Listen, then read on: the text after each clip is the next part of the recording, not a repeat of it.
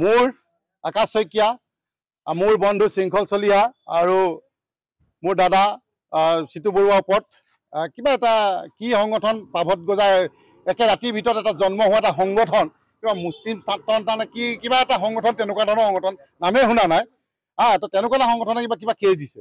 গতিকে তেহেঁতি গমেই পোৱা নাই যে অসমৰ জনগণৰ স্বাৰ্থত ইতিমধ্যে 7খনকৈ কেছ খেলিয়ে আছোঁ। আৰু এখন নালাগে, তাতে তেনেকুৱা কেছ আৰু 10খনমান দিব কৈছোঁ যদি পাৰে। অসমৰ জনগণৰ স্বাৰ্থত তেনেকুৱা হাজাৰখন কেছ খেলিবলৈ আমি সাজু হৈ আছোঁ। হাজাৰবাৰ অসমৰ ভূমিপুত্ৰসকলৰ কাৰণে, অসমৰ খিলঞ্জীয়া স্বাৰ্থত আমি হাজাৰবাৰ জেল হোটেললৈ যাবলৈ আমি সাজু আছোঁ। গতিকে এটাই কথা, চিধা কথা, স্পষ্ট কথা, অবৈধ যি বাংলাদেশী আছে, বংগমূৰীয়া যি বাংলাদেশী আছে, যাবই লাগিব। যি উচ্ছেদ মুখ্যমন্ত্ৰী ডাঙৰীয়া চলাই আছে, আমি আগতে কৈছোঁ যে তেখেতক উচ্ছেদৰ ক্ষেত্ৰত আমি সমৰ্থন জনাই আহিছোঁ, এতিয়াও জনাই যাম। খালি এটাই কথা মুখ্যমন্ত্ৰীক আমি আহ্বান জনাব বিচাৰিছোঁ যে উচ্ছেদ কৰাৰ লগে লগে তেখেতে তথ্যৰ ভিত্তিত যিসকল অবৈধ বাংলাদেশী মিয়াসকল আছে সেইসকলক কিন্তু বাংলাদেশলৈ বিতৰণ কৰাৰ ব্যৱস্থা কৰক। অকল তেখেতে ধৰি লওক যদি আজি উচ্ছেদ কৰি তাতে যদি শান্ত হৈ থাকে, আজি ছমাহৰ পিছত তেওঁলোকে আকৌ তাত খৰাজিব। গতিকে আকৌ তেওঁ মানে উচ্ছেদ কৰিব নেকি? কাৰণ বাৰে বাৰে তেনেকুৱা ধৰণৰ কৰি থাকিবলৈ ধৰি লওক সময় নাই।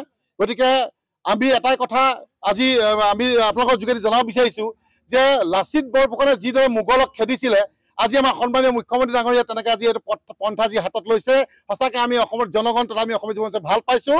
তেখেতৰ লগত সেইকাৰণে আছে বুলি কৈছোঁ। কিন্তু ইয়াত কোনো তেনেকুৱা ধৰণৰ কথা নাই যে যিখন চৰকাৰে থাকিলে আমি সেইখন চৰকাৰকে আজি এই এনেকুৱা কাৰ্যসূচী লোৱা হ'লে আমি সমৰ্থন কৰিলোহেঁতেন। ইয়াত যে বিজেপিয়ে লৈছে বা আজি হিমন্ত বিশ্ব শৰ্মাই লৈছে, তেখেতক কিজানি ছাপৰ্ট দিছে।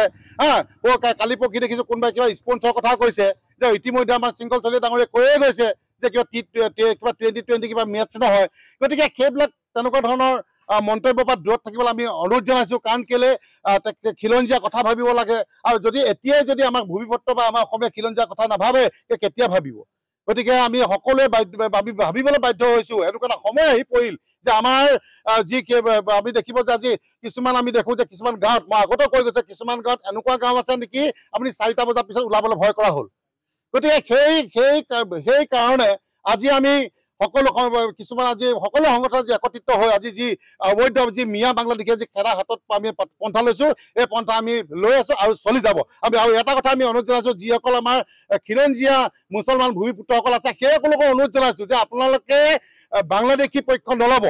যিসকল সঁচাকৈ অবৈধ যিসকল বাংলাদেশী সেইসকল পক্ষ নল'বৰ কাৰণে আমি আপোনালোকৰ সংবাদ মাধ্যমৰ যোগেদি আমি অনুৰোধ জনাইছোঁ, আহ্বান জনাইছোঁ, তেওঁলোকে আমাৰ লগত থিয় দিয়ক। তেওঁলোকে যদি প্ৰকৃত সঁচাকৈ যদি নিজক নিজে ক'ব বিচাৰে যে আমি অসমীয়া মুছলিম বুলি ক'বলৈ বিচাৰে, যে আমাৰ লগত থিয় দিয়ক আৰু এই অবৈধ যি বাংলাদেশী আমি খেদিব বিচাৰিছোঁ আমাৰ লগত সহযোগ কৰক। কাৰণ কেলৈ ইয়াত কেতিয়াও মিয়াৰ লেণ্ড বনাবলৈ দিয়া নহ'ব। স্পষ্ট কথা, চিধা কথা। সিদিনা দেখিলোঁ আমাৰ চৰকাৰী পুলিচক পিটিবলৈ তেওঁলোকে কুণ্ঠাবোধ কৰা নাই। গতিকে আমি আৰু সহ্য নকৰোঁ, কিন্তু ইয়াৰ প্ৰয়োজন হ'লে কিন্তু ভলুকা এবাৰ হাতত ল'ম। ভলুকা এবাৰ হাতত লৈ এফাল পৰা কিন্তু একদম কোবাই যাম, কিন্তু কোনো ৰক্ষা কৰিব নোৱাৰিব। তেতিয়া কিন্তু চিধা কথা, স্পষ্ট কথা আমি কৈ দিছোঁ। জয় অসম।